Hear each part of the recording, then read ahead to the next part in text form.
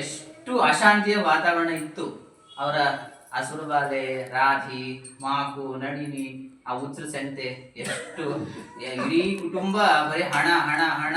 ಅಕ್ಕಗೂ ಸುಳ್ಳು ಬಿಡಿಸಿದ್ದೆ ಅಕ್ಕನ ಎಲ್ಲ ಅಂದ್ರೆ ಎಂತ ಸಾಂಸಾರಿಕ ಜೀವನ, ಎಂತ ಲೌಕಿಕವಾದ ಮನೋಭಾವ ಅವರಲ್ಲಿತ್ತು. ಆದ್ರೆ ಒಬ್ರಿಗೂ ಗೊತ್ತಾಗ್ಲಿಲ್ಲ ಶ್ರೀಮಾತೆಯವರು ಯಾರು ಅಂತ. ಅಂದ್ರೆ ಅವ್ರಿಗೆ ಅವರ ಸಂಬಂಧಿಕರಿಗೆ ಗೊತ್ತಾಗ್ಲಿಲ್ಲ, ಬೇರೆ ಗೊತ್ತಾಯ್ತು. ಆದ್ರೆ ಅವರು ಯಾವಾಗ ಅಂತಂತ ಇವ್ರು ನಮ್ಮ ಅಕ್ಕ ಅಷ್ಟೇ ಅಂತ. ಆದ್ರೆ ಬೇರೆ ತಿಳ್ಕೊಂಡ್ರು, ಪೂಜಿಸಿದ್ರು, ಆರಾಧನೆ ಮಾಡಿದ್ರು ಅಂತ ನಾವು ನೋಡ್ಬೋದು. ಹಾಗಾಗಿ ಶ್ರೀಮಾತೆಯ ಜೀವನ ಎಷ್ಟು ಮೌನವಾಗಿತ್ತು. ಹಾಗಾಗಿ ಆ ಭಕ್ತನ ಮನಸ್ಸಿನ ಬಯಕೆಯನ್ನು ಶ್ರೀಮಾತೆಯವರು ಹೇಗೆ ಈಡೇರಿಸಿದ ಅಂತ ಘಟನೆ ನಾವು ನೋಡಿದಾಗ ಈಗ ನಮಗೆ ಆ ಥರದ್ದು ಆದಾಗ ಎಷ್ಟು ಖುಷಿ ಆಗುತ್ತೆ, ಆನಂದ ಆಗುತ್ತೆ, ಆನಂದ ಭಾಷಣ ಬರುತ್ತೆ.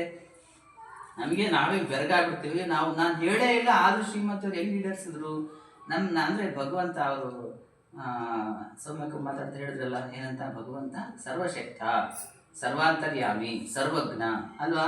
ಭಗವಂತ ಎಲ್ಲ ಕಡೆ ಇದ್ದಾನೆ. ಭಗವಂತನಿಗೆ ಎಲ್ಲ ಗೊತ್ತಿದೆ, ಭೂತ ಭವಿಷ್ಯ ವರ್ತಮಾನ ಎಲ್ಲ ಗೊತ್ತಿದೆ. ನೀನು ನನ್ನ ಜಾತಕ ಎಲ್ಲ ಭಗವಂತನಿಗೆ ಗೊತ್ತಿದೆ ಅಲ್ವಾ. ಆಮೇಲೆ ಸರ್ವಾಂತರ್ಯಾಮಿ, ಸರ್ವಜ್ಞ ಮತ್ತು ಸರ್ವಶಕ್ತ, ಎಲ್ಲ ಶಕ್ತಿಗಳು ಅವನಲ್ಲಿದೆ ಅಲ್ವಾ. ಹಂಗೆ ಯಾವ ಶಕ್ತಿ ಇದೆ, ಎಲ್ಲ ಶಕ್ತಿ ಭಗವಂತನಿದೆ ಅಂತ ಹೇಳ್ಬೋದು. ಹಾಗಾಗಿ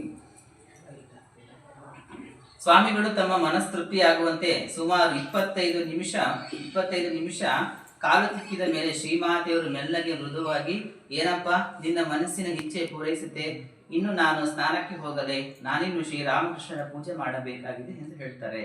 ಸ್ವಾಮಿಗಳು ಬಾಯಿ ಬಿಟ್ಟು ಕೇಳದಿದ್ದರೂ ಶ್ರೀಮಾತೆಯವರು ಅವರ ಸಾತ್ವಿಕ ಬಯಕೆಯನ್ನು ಕಂಡುಕೊಂಡು ಈಡೇರಿಸಿಕೊಟ್ಟ ಸ್ವಾರಸ್ಯಕರ ಸಂದರ್ಭ ಇದು.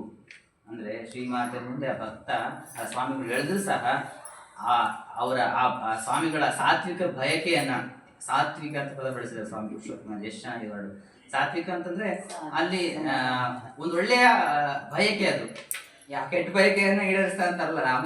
ಆಮೇಲೆ ನಾವು ಕೆಲವೆಲ್ಲ ಏನಂತ ಅಂದ್ಕೊಂಡ್ರೆ, ನಾವು ಸ್ವಲ್ಪ ಬಯಕೆಗಳು ಇಟ್ಕೊಂಡಾಗ ಅದು ಒಳ್ಳೆ ರೀತಿಯಲ್ಲಿ ಇದ್ರೆ ಖಂಡಿತವಾಗಿ ಈಡೇರಿಸ್ತಾರೆ. ಹಂಗೆ ಸತ್ಸಂಕಲ್ಪ ಆಗಿದ್ದು ಖಂಡಿತವಾಗಿ ಈಡೇರುತ್ತೆ.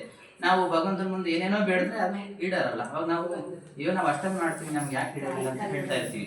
ಆದರೆ ಶ್ರೀಮಾತೆಯವರ ಸಾತ್ವಿಕ ಬಯಕೆಯನ್ನು ಕಂಡುಕೊಂಡು ಈಡೇರಿಸಿಕೊಟ್ಟ ಸ್ವಾರಸ್ಯಕರ ಸಂದರ್ಭ ಇದು ಅಂತ ಹೇಳ್ಬೋದು.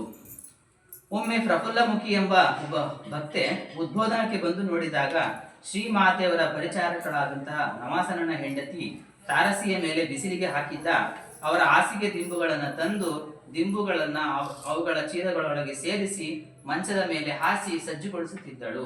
ಒಮ್ಮೆ ಪ್ರಫುಲ್ಲ ಮುಖಿ ಅನ್ನುವಂಥ ಒಬ್ಬ ಭಕ್ತೆ ಉದ್ಬೋಧನಕ್ಕೆ ಬರ್ತಾಳೆ. ಶ್ರೀಮಾತೆ ಇದ್ದಂತ ಮನೆಗೆ ಬಂದು ನೋಡಿದಾಗ ಶ್ರೀಮಾತೆಯವರ ಒಬ್ಬ ಪರಿಚಾರಕಿ, ಅವಳ ಹೆಸರು ನವಾಸನನ ಹೆಂಡತಿ, ಏನ್ ಮಾಡ್ತಾರೆ ಅಂದ್ರೆ ತಾರಸಿಯ ಮೇಲೆ ಅಂದ್ರೆ ಮಾಡಿಯ ಮೇಲೆ ಬಿಸಿಲಿಗೆ ಹಾಕಿದ್ದ ಶ್ರೀಮಾತೆಯವರ ಹಾಸಿಗೆ ಮತ್ತು ದಿಂಬುಗಳನ್ನ ತಂದು ದಿಂಬುಗಳನ್ನ ಅವುಗಳ ಚೀಲಗಳ ಒಳಗೆ ಸೇರಿಸಿ